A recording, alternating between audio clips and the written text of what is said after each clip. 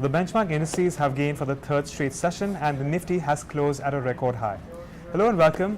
You're here and hello and welcome to Bloomberg Quint, and Nikki and I are here to wrap the markets up for you and to give you an idea of what's really happened in terms of an intraday basis. It's been yet another good day for the bulls, hasn't it? It has been a good session of trade. Record high close for Nifty on an FNO expiry session. So yes, third consecutive session of trade that we're looking at. Overall, it's been a decent day of performance after a muted start that we could see for Nifty. It went on to build on to the gains. If we have a look at the chart and the way how Nifty has panned out for the day here, after getting a somewhat starting on a muted basis, we saw Nifty building on to gains. We saw that dip coming in after the European market starts as the investors mulled over the implication of Britain formally beginning the process of leaving the European Union. Nevertheless, we saw some bounce back again and the market shutting at a record high levels. That was a good session of trade.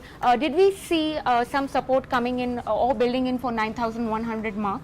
Sure. So what's really happened is, firstly, with respect to rollovers, at least for now, the fine print looks as in we have about 65% rollovers for the Nifty. This is lower than what we've seen as compared to the previous 3 months. However, I'm going to wait for the Bow copy to come in to give us the final numbers, and that number is likely to be higher.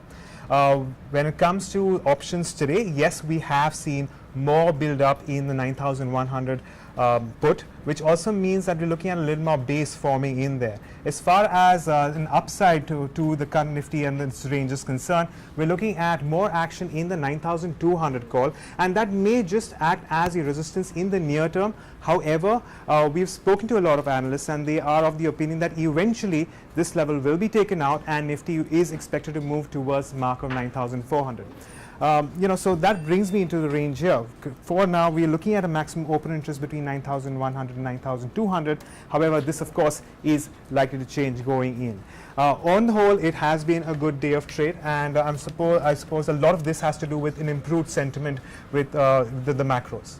Yeah, sure. So financials and auto stocks, which mainly supported the gains, the rally today in the market. Financials extended the rally after Kotak Mahindra Bank announced the fundraising plan and also said that these proceeds were to be utilized for consolidation opportunity, to pursue consolidation opportunities. So we saw Kotak Mahindra Bank rallying for that. Auto stocks recovered after the days of drubbing yesterday that we saw, and also yes, the sentiment remained to be quite positive after the nation moved a step closer for implementation towards the GST after we saw the lower house clearing around 4 bills relating to GST yesterday.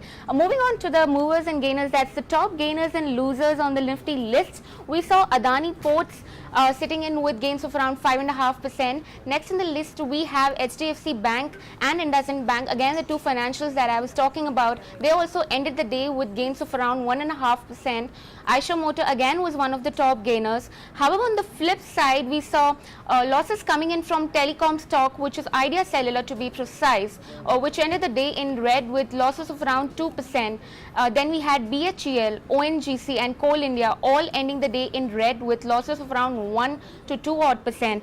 Telecom stocks, specifically Idea Cellular, went down, capitulated to selling pressure after TRI rejected the plea, which said that the calling could now be below 14 paise for that matter.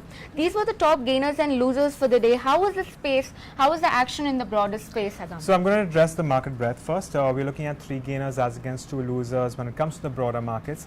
And with that, let's go on to the gainers. And we have Indiabulls Real Estate, which is at the top, which has gained around 8.7%. This is followed by Gujarat Fluorochem and Thermax. Each of these stocks have gained over 7%.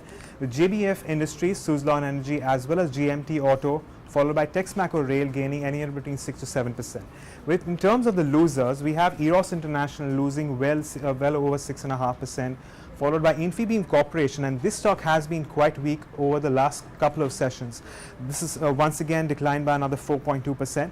Aegis Logistics, Mahindra Lifespace, Power Finance Corporation, as well as Triveni Turbine, all losing out anywhere between 3 to 4% on the whole.